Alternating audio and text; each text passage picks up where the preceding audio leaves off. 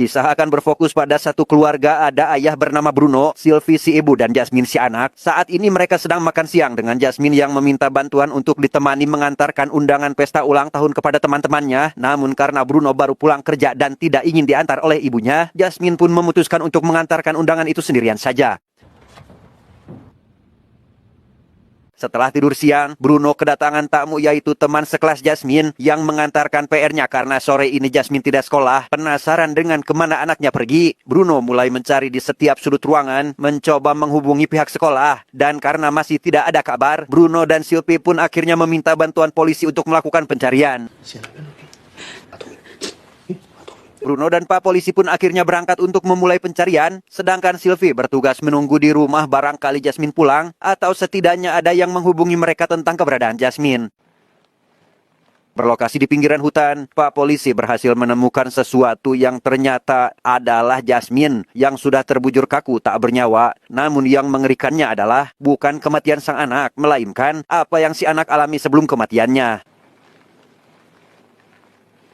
Ya, Jasmine dihabisi oleh seorang penjahat setelah diruda paksa oleh orang tersebut, sehingga meski sudah 7 hari sejak kejadian itu, suasana rumah tetap hening tanpa adanya komunikasi antara Sylvie dan Bruno. Mereka saling menyalahkan satu sama lain atas kematian anaknya yang sangat mereka sayangi.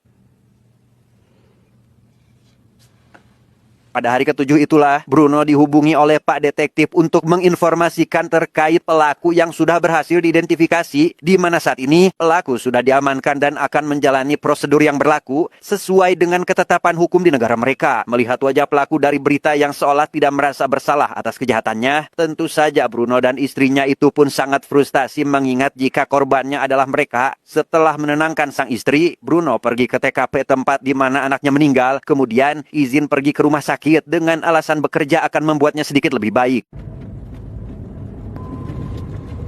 Tidak ke rumah sakit, rupanya Bruno pergi ke sebuah tempat terpencil di tengah hutan. Ia menyewa sebuah villa yang entah untuk dijadikan apa, namun setelah merenung sebentar, Bruno pun langsung membereskannya saat itu juga.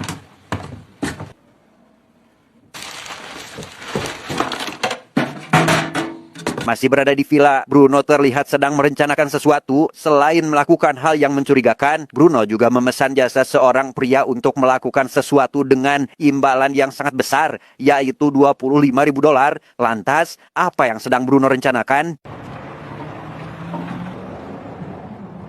Dengan semua persiapan yang sudah selesai, Bruno akhirnya pulang untuk menanyakan apakah Sylvie sudah agak baikan. Namun karena Bruno menghilang secara tiba-tiba, istrinya malah berburuk sangka pada sang suami dan mulai menanamkan sebuah pemikiran baru tentang apakah suaminya mencari kesenangan di luar rumah. Ketika istrinya sedang tertidur, Bruno diam-diam pergi keluar untuk membegal Pak Polisi yang membawa pelaku kematian anaknya. Entah apa yang sudah ia lakukan dan kapan waktu melakukannya, si polisi tiba-tiba saja tak sadarkan diri. Dengan identitasnya sebagai dokter, Bruno berhasil mengecoh si polisi dengan akan membantunya dan langsung membawa mobil si polisi tepat ketika mereka sudah keluar. Setelah memarkirkan mobil itu di parkiran yang sudah dipersiapkan, Bruno segera membiusi pelaku dan memasukkannya ke dalam mobil lain, sebuah mobil yang juga sudah Bruno persiapkan beberapa waktu lalu. Entah kesalahan atau disengaja, si detektif berhasil menemukan identitas Bruno di TKP dan langsung pergi ke rumahnya berharap istrinya tahu tentang apa yang saat ini Bruno lakukan. Namun karena Sylvie sudah jarang berkomunikasi dengan suaminya pun tentu saja tidak tahu dengan di mana dan apa yang sedang dilakukan Bruno saat ini. Dan ya, alasan kenapa Bruno menyewa sebuah villa adalah untuk menyiksa si pelaku yang bernama Anthony, di mana saat ini Anthony sudah berada dalam posisi terikat tanpa mengenakan sehelai benang pun untuk menutupi tubuhnya yang indah, kemudian dibaringkan di atas katakanlah sebuah ranjang, dan Bruno tanpa segan langsung menghantam lututnya dengan menggunakan palu godam.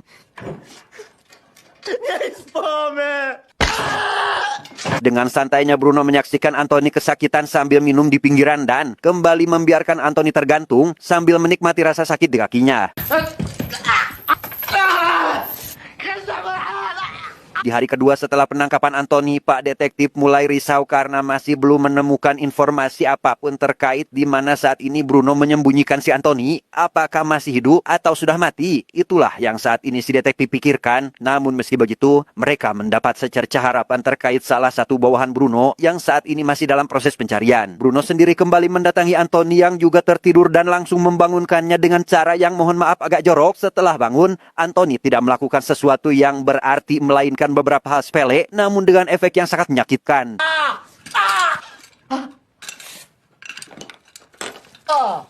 Dengan seekor bangkai rusa yang ditemukannya, Bruno pun langsung membawa sebagian daging itu untuk dikonsumsi. Meski sangat emosi hanya dengan melihat wajahnya saja, Bruno tetap memberikan Anthony makan agar dia tidak mati kelaparan. Selesai dengan kegiatannya barusan, Bruno menghubungi Sylvie untuk mengabarkan jika saat ini dirinya sudah menangkap dan memberikan Anthony sedikit pelajaran, yaitu mematahkan lututnya. Dan alasan kenapa memberitahu Sylvie adalah barangkali sang istri mau memberikan saran tentang bagian tubuh Anthony mana lagi yang harus Bruno hancurkan. Personne n'approuve ce que tu fais. Ta famille, tes amis. Di tengah menelpon itulah, si detektif yang sejak awal sudah menyadap percakapan mereka pun meminta agar Bruno menyerah saja. Dengan begitu hukumannya bisa diperingan, di mana Bruno mengaku jika ia memang akan menyerahkan diri namun waktunya tidak sekarang, hari Jumat depan atau 6 hari lagi, di hari ulang tahun Jasmine dengan kematian Anthony sebagai hadiahnya. Ça m'étonnerait. Meski sudah mencoba membujuk Bruno dengan segala cara, si detektif tetap tidak bisa meluluhkan hatinya bahkan sampai menceritakan kisah kelam di masa lalu terkait istri si detektif yang juga dihabisi oleh seseorang ketika sedang berbelanja. Saat ini pelaku sudah dipenjara pasca pembunuhan yang sudah dilakukannya. Di sana Bruno menanyakan apakah bapak detektif merasa puas dengan hukuman si pembunuh? Apakah setiap malam tidur tenang karena berhasil menangkapnya? Di mana si detektif sendiri sangat merasakan apa yang saat ini Bruno rasakan, gelisah, tidak bisa tidur tenang, dan selalu menonton rekaman CCTV di hari kematian sang istri. Bye, Sylvie.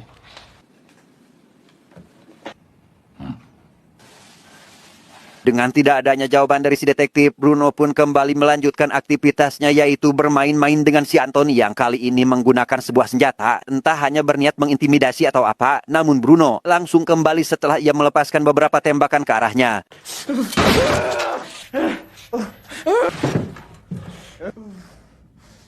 Sambil ngangin di luar, Bruno kembali mendekati bangkai rusa yang dagingnya sudah diambil sebagian. Merasa jika kondisi rusa hampir sama dengan kondisi sang anak, Bruno pun langsung menutupi bangkai itu dengan menggunakan batang kayu. Sementara Bruno masih menyibukkan diri, saat ini si detektif sudah berhasil menangkap dan menginterogasi orang-orang yang diduga adalah kaki tangannya seorang Bruno. Meski benar mereka disuruh olehnya, namun si detektif tidak menghasilkan apa-apa baik itu di mana dan apa yang akan Bruno lakukan karena mereka benar-benar hanya dipekerjakan sekali dan tidak boleh saling mengenal satu sama lain. Ça va tourner des coups. Pas le problème. Kenyang dengan jalan-jalannya di luar, Bruno kembali ke dalam untuk menghibur diri, yaitu memberikan beberapa cambukan kepada si Anthony. Meski di sini kita akan merasa kasihan dengan sosok si Anthony yang menderita, tapi ingat, apa yang dilakukan Anthony jauh lebih kejam dibandingkan dengan apa yang dia dapatkan dari Bruno. Entah balas dendam ini pantas, atau lebih baik diserahkan saja pada pihak berwajib. Entahlah.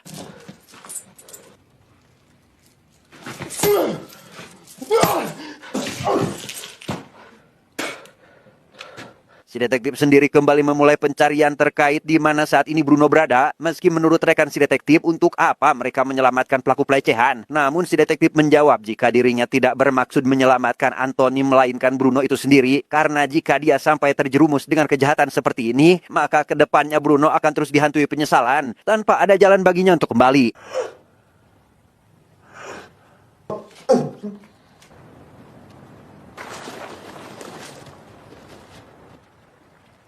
Di waktu malam di hari keempat, Bruno kembali menghubungi istrinya untuk melaporkan terkait pekerjaannya yang hanya tersisa 3 hari lagi. Namun bukannya mendukung apa yang sedang dikerjakan oleh suaminya, Sylvie malah meminta agar suaminya berhenti saja dan ikhlaskan kepergian Jasmine. Karena jika Bruno terus seperti ini, Sylvie takut akan terjadi sesuatu yang lebih buruk ke depannya. Setelah marah-marah karena merasa jika Sylvie seolah tidak menyayangi anak mereka, Bruno pun buru-buru menutup telepon sebelum dirinya dikuasai emosi sepenuhnya, tanpa sadar jika saat ini Pak Detektif sudah berhasil melacak keberadaannya. Sementara orang-orang sibuk mencari di mana Bruno berada, Bruno sendiri tampak sibuk dengan urusannya, yaitu melakukan sebuah operasi kecil-kecilan dengan Anthony yang berperan sebagai pasiennya. Tidak diberi obat bius seperti operasi konvensional pada umumnya, Anthony malah diberi sebuah cairan bernama curare. Entah benar atau salah cara membacanya, namun yang pasti cairan itu berkhasiat untuk melumpuhkan sistem motorik seseorang, atau bisa dibilang saraf penggerak tubuh, di mana si pasien tidak bisa menggerakkan satu anggota badannya sedikit pun. Namun yang lebih mengerikannya lagi adalah cairan tersebut akan tetap membuat pasiennya sadar dan merasakan rasa sakit.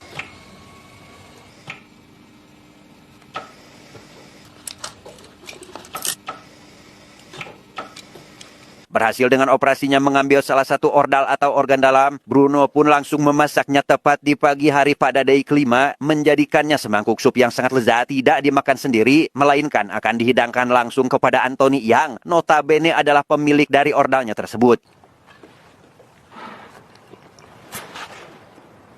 Entah karena sudah muak atau mulai kebal dengan semua penyiksaan ini, Anthony kali ini mulai membicarakan realita terkait apa yang akan Bruno lakukan ke depannya. Tidak lagi melakukan perlawanan ini itu, seolah sudah pasrah dengan nasib sial yang saat ini menimpanya.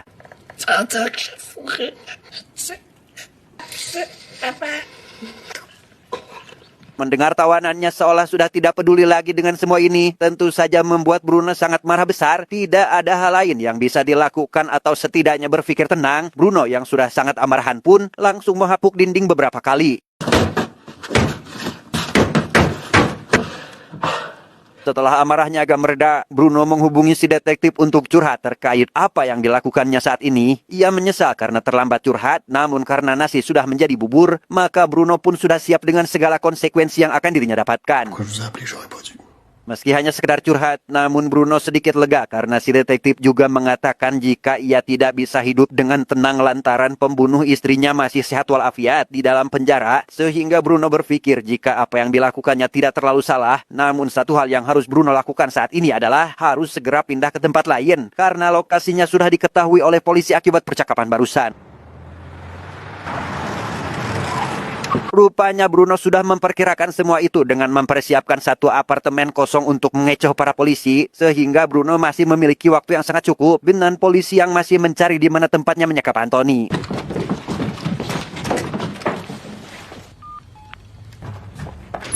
Sementara polisi masih sibuk dengan pencarian, Bruno sendiri masih di perjalanan untuk kembali ke villa di tengah hutan. Ketika ia mampir ke minimarket untuk berbelanja, si penjaga minimarket yang tahu dengan identitas Bruno pun tidak menghakiminya, malah mendukung apa yang saat ini Bruno lakukan. Karena memang ia bukanlah psikopat kejam yang bertindak dengan niat jahat, melainkan hanya membalaskan dendam kematian sang anak yang dizalimi oleh seorang bangsat penjahat kelamin. Singkat cerita, di hari ke-6, Bruno menyempatkan diri untuk menonton berita televisi terkait wawancara keluarga yang anak-anaknya menjadi korban si Anthony. Hampir semuanya setuju dengan apa yang Bruno lakukan terkecuali seorang wanita bernama Diane. Sehingga Bruno yang kesal dengan wanita itu pun langsung mencari tahu di mana ia tinggal dan pergi menculiknya saat itu juga.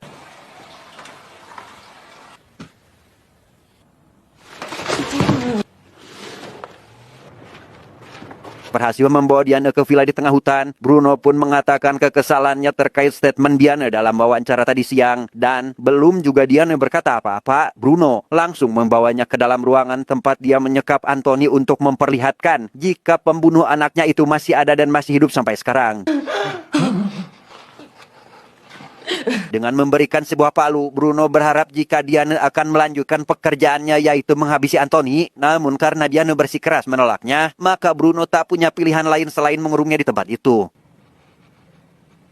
Tak karena kasihan atau waktu merenung sudah cukup, Bruno akhirnya mengeluarkan Diane dari ruangan itu untuk diajak bicara terkait apa yang sebenarnya terjadi sampai-sampai Diane tidak merasa kehilangan sang anak, apalagi sampai melakukan balas dendam. Diane menjelaskan jika konsepnya tidak seperti itu. Awalnya memang sulit untuk melupakan kejadian itu, apalagi mengingat jika kejadiannya bukanlah alamiah, melainkan sebuah pembunuhan. Namun jika terus berlarut-larut, Diane akan menghabiskan sisa hidupnya dalam jurang kesedihan tak berdasar. Dan dengan Bruno membawanya ke sini, secara tidak langsung telah membuka luka lama yang sudah Diane kubur dalam-dalam. Namun ketika mengatakan jika apa yang saat ini Bruno lakukan kepada Anthony seolah menyakiti Jasmine anaknya sendiri, maka inilah yang Diane dapatkan dari ucapannya itu.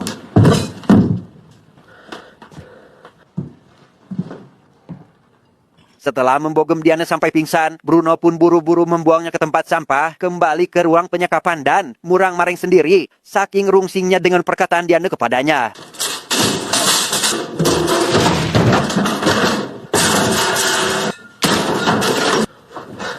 Diana sendiri saat ini sudah siuman dan mulai mencari kendaraan untuk pulang. Tidak langsung ke rumah, Diana pergi mampir ke kantor polisi untuk melaporkan terkait apa yang baru saja dia alami, sekaligus menjelaskan spesifik lokasi di mana Bruno saat ini. Tak lama, polisi pun akhirnya menemukan kendaraan Bruno yang terparkir di persimpangan jalan, sementara Bruno sendiri mulai berhalusinasi terkait sang anak yang datang entah dari mana. Melihat anaknya dalam kondisi kotor persis di hari kematiannya, Bruno langsung membawanya ke kamar mandi untuk membersihkan badannya, sambil bernostalgia akan betapa dia menyayangi anaknya tersebut.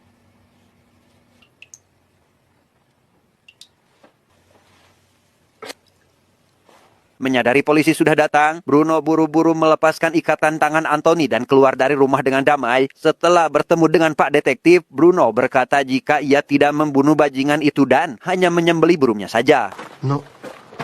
Tamat, ending yang sangat membagongkan.